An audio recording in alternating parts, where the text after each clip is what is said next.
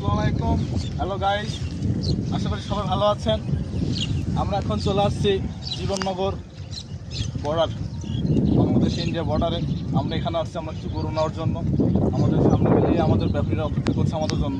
তাদেরকে আমরা ক্যাশ টাকা দিয়ে গরু নিয়ে যাবো। এই আপনাদের কাছে আমাদের গরু রাখে ইন্ডিয়া বর্ডারে, আপনারা সবাই দেখেন।